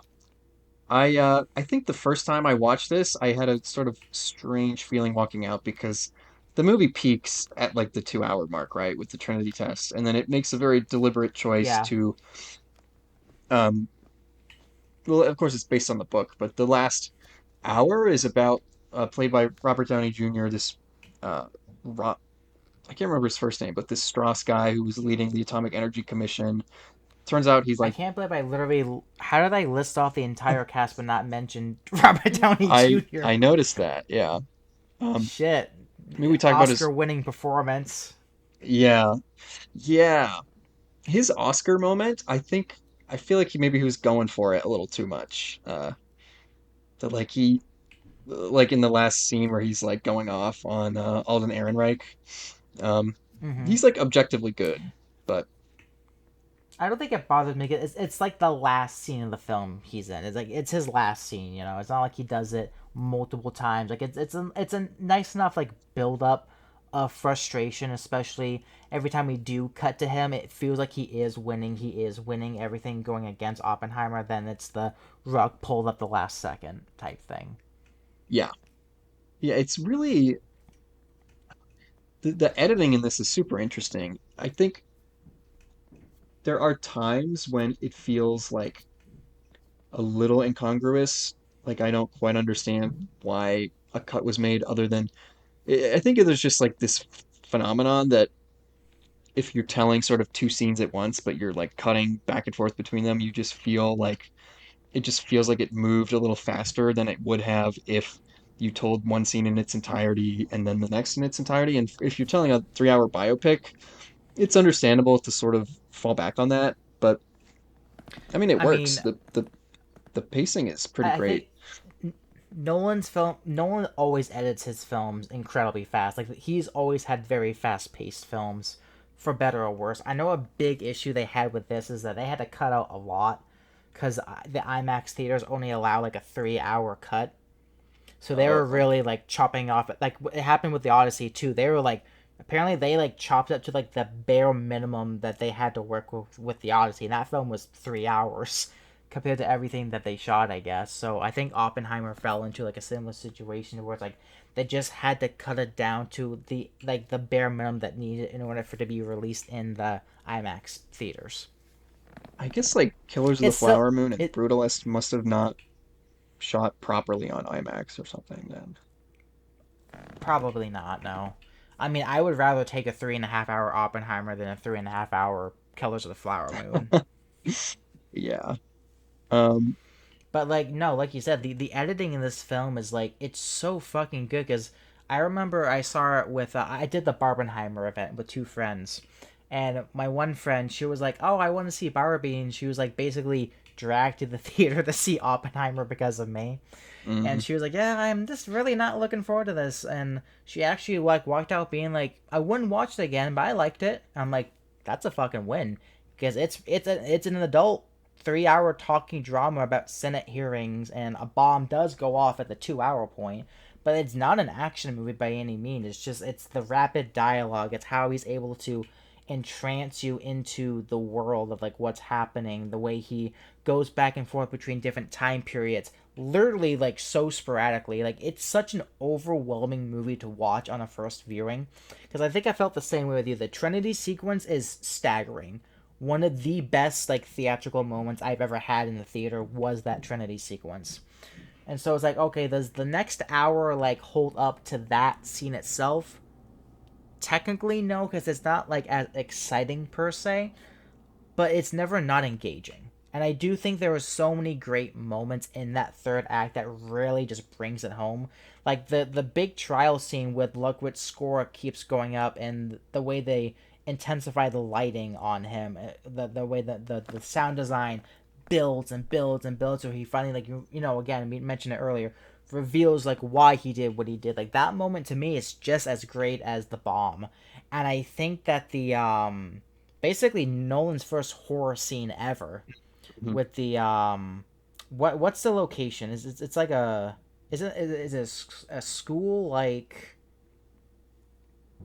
I my read was that it was just at that same what is it? Like wherever the test site was, that some people just showed okay. up. Um, But either way, that scene is fucking amazing. The way the Nolan utilizes sound to put you in Oppenheimer's perspective, the way it decides to cut things out, the way the wall like moves behind him, like everything's just closing in on him, the super shallow depth of field of the camera lens, it felt so claustrophobic and haunting. And Oppenheimer has a number of moments just as good as the Trinity scene, in my opinion. Especially like the third act is full of just so many great acting pieces from the entire ensemble.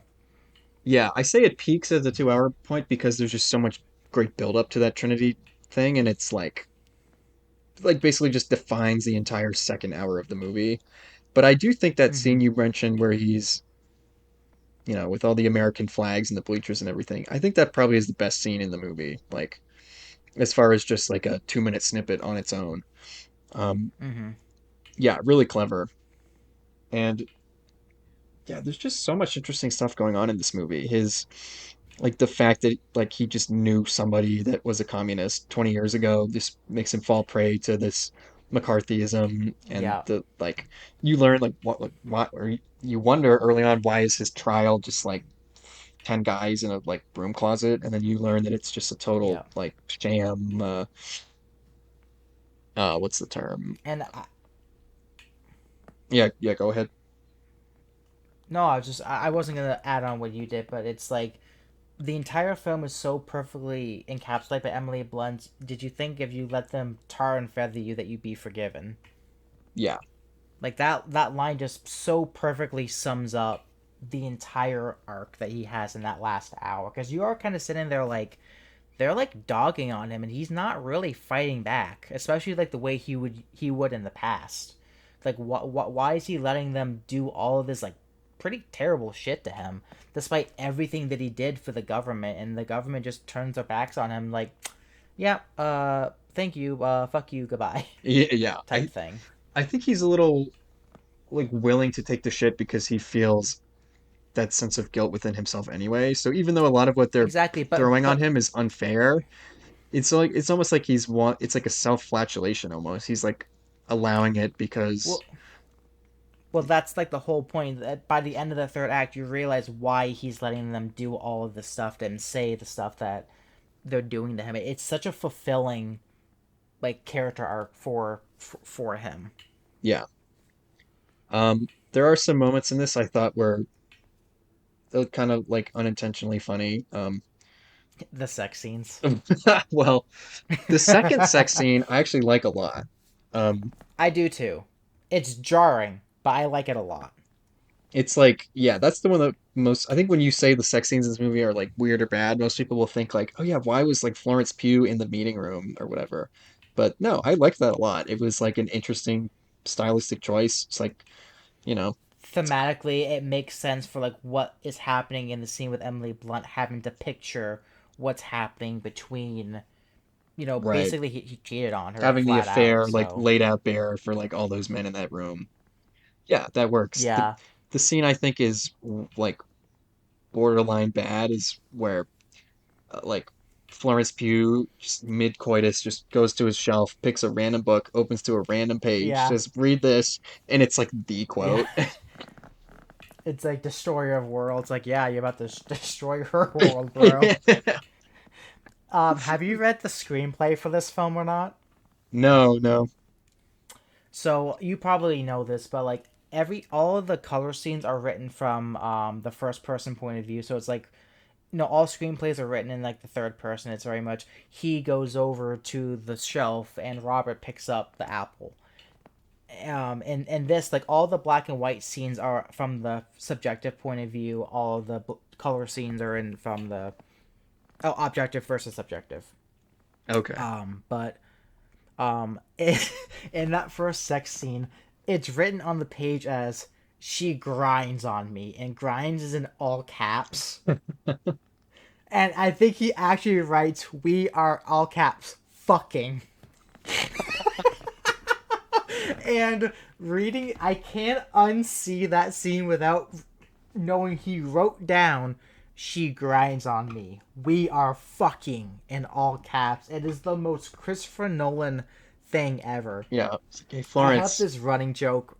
I have this running joke with my friends. I'm like, I don't think Nolan has ever had sex in his life, based off the sex scenes in Oppenheimer. He has like two kids, so he's had sex twice. Well, in my opinion, they're definitely adopted, or there was a surrogate father. Like Okay. that's Yeah, that. yeah. I am fully convinced that when Ryan Coogler went up to him, was like, "Yo, man, can you like teach me how to do IMAX for sinners?" No one was like, "I need you to teach me how to satisfy my wife," and that was the trade off Yeah. that Sinners got and that Nolan Oh got. yeah, Like he's like, that's oh yeah, that's my just watch Sinners, that like it'll teach you everything you need to know. yeah. Like that's my QAnon conspiracy theory for Nolan. I mean, it's Anyway, you were believable going on enough about that it's like basically yeah. proven to me. Um, You were going on about starting to talk about Florence Pugh though. oh, it was just like the same joke. Like, hey, Florence, I want you in my movie. You should like come read the script. This is like your big scene. Yeah, She's grinding on me. Like, yeah.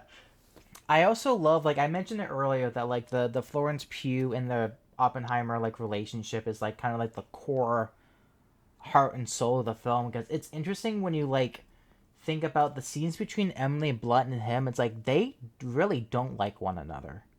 They don't get along. They don't really have much in common. It's only like they're only together for like situational reasons because they had an affair. She got knocked up. He has to become the father type thing.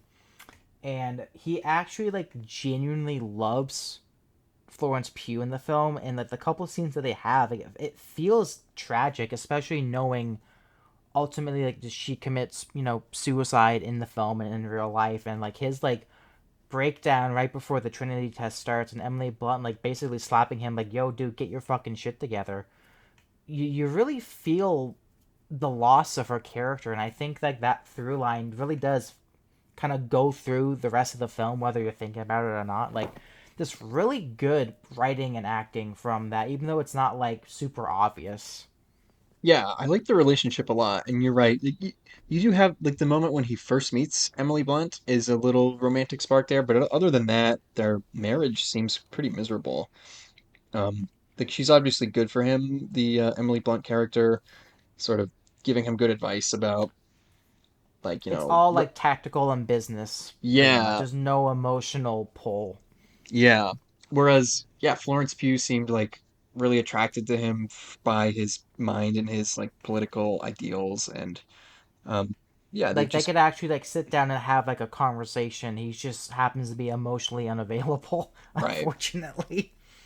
Yeah, and then like him knowing that she's dead is just like an added layer of tragedy to his character, and he, just like an element that makes him focus all the more on his work, and maybe you could read Mm-hmm. it as made him dive a little too headlong into the Trinity project without like considering the consequences because yeah, he just like needed a distraction in a way. Um, there's a moment when It, he's thinking about her suicide in the tub where it's a really quick cut showing someone like a hand on the back of her head pushing her in. Do you think that was like you know what I'm talking about? I yes. I wonder if that was him Nolan sort of opening the door to wondering if she actually did commit suicide or not. But I think it's pretty clear that she must have. Like she left a note and everything. Yeah. Maybe that was just him feeling like You this know. is my hand pushing her because I feel responsible since I wasn't there for Mhm. her. Yeah. It's funny. Like we've talked about Oppenheimer for like a minute now, but we really haven't like discussed like the big scenes or anything because it's such a big movie to talk about.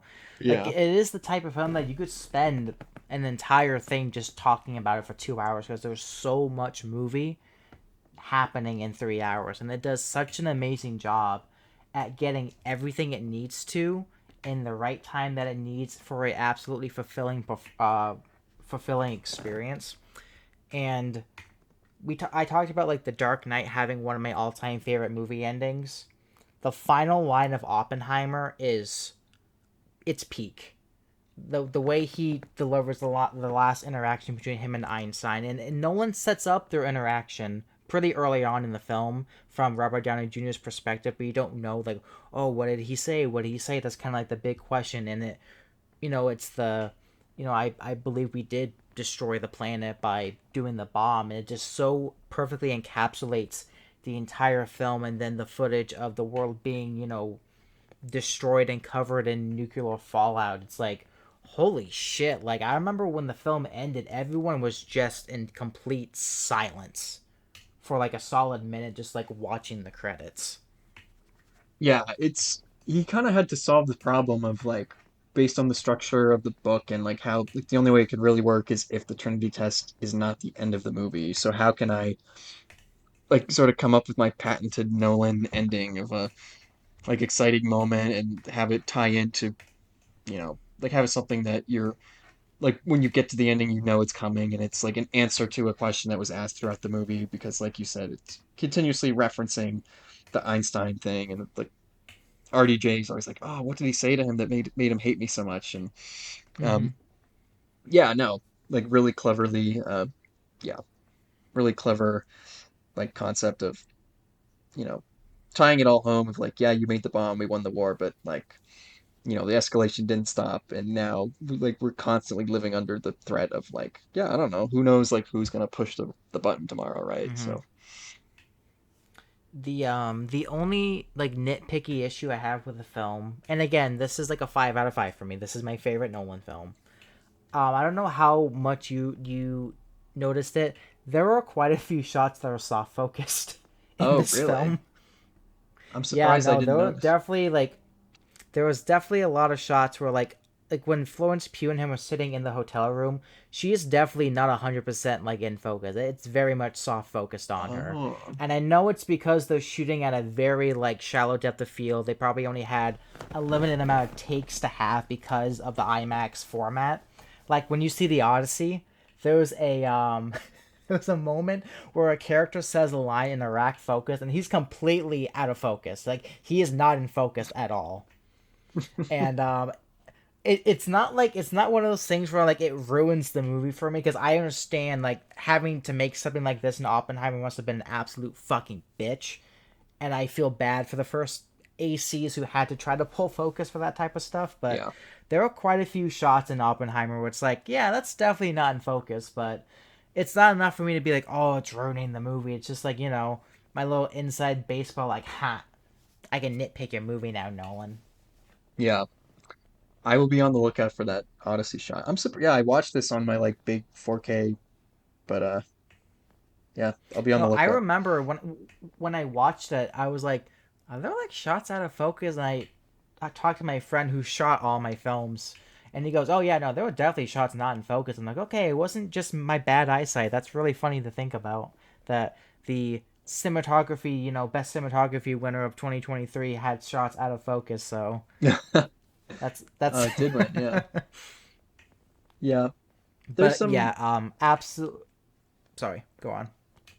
just like a couple more moments that I thought were funny. It's there's a couple moments that feel like an MCU thing. Like obviously there's the whole team building element. I love that montage of Damon like recruiting all the scientists.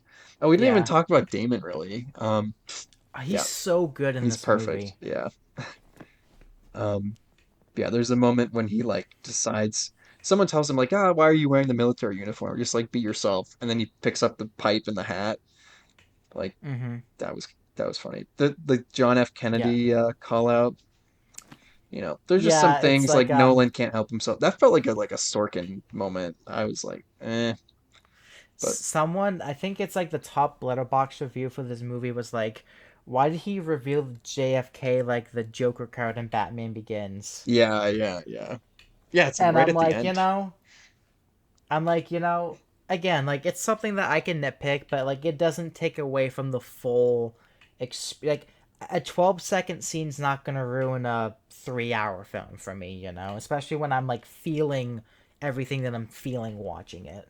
Yeah, and I also just want to say like there's such a depth of there's like breadth of characters that come into this movie, and they just have a like small. There's like what's that guy's David Dalmatian and Casey Affleck, and there's all these like little 5 minute scenes Mhm. that on paper like I don't know if I would necessarily care as much, but since it's a true story, that just inherently makes it more important to me. Like, I Yeah. believe that like the development of the atomic bomb and everything that follows and like everything like involved intrinsically within that just is important, and therefore like whatever little side plot Nolan wants to include about it is just like just gonna inherently pull me along more. If this was like a purely fictional story, I might be like, okay, there's like way too many levels of like this and that government character. But just since it just all happened, at least, it's an adaptation.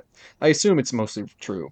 That just makes me more inclined to like be seated for all those scenes, even if it does feel like, well, I'll also say like this is a 3 hour movie that to me does feel 3 hours. Like I really feel the length, but again, it's like, okay, here we go, another 2 minute scene of this like yeah, I'm kind of rambling, but I just want to say, like, I don't mind the fact that it's so long and filled with what you could consider slow scenes because it's just like all important. I guess that's it. Yeah. Also, Nolan does typically have a pretty bad sound mix issue, and we've been making fun of Tenet for like basically 2 straight hours now, whenever we can. Um, I didn't have any sound. I know some people said they had issues hearing the dialogue in this movie. I didn't have any sound issues, and when the sound was being drowned out, it always had like a thematic purpose, and I could still follow the scene itself without having to hear every single line of dialogue. I don't know if you had that issue or not, but I thought the sound design in this film was pretty fucking incredible, personally. Yeah, I never had to self mix, but I think like in Tenet, there's just like Hans Zimmer score blaring or like loud boat noises like in the middle of people talking. And it's like it's possible to have a realistic soundscape while also having like audible dialogue because like David Fincher did it in The Social Network, right? Um, Yeah. yeah, that bugs me. But like I think with Oppenheimer, it's just probably a matter of there was less opportunity for something like that to happen because there's fewer instances of loud noise being on top of dialogue anyway. I also you talked a bit about the score. I just want to say I second it. I really love it. That like one track where it's like the simple theme and then it's sort of other themes overlaid onto it with really interesting instrumentation and then the Oh, tempo kind of increases. The can you hear the music? Fission. Oh, fit. Yeah, Yeah, yeah. yeah. It's like kind of the same thing, like a little different over and over throughout but like, yeah, it doesn't matter. That whole like concept of that track and all of its instances are all great. Well, for the five people who decide to listen to us talk about four Nolan films for 2 hours, thank you. Um, I definitely want to do more of these. I had a lot of fun doing this, so if we continue to do them, thank you. And if you watched even 5 minutes, thank you. I don't know how to end this, so I'm gonna say goodbye. Thanks anyone who listened. Yeah, or not. This was just a lot of fun. So, yeah. Yeah, peace out, y'all.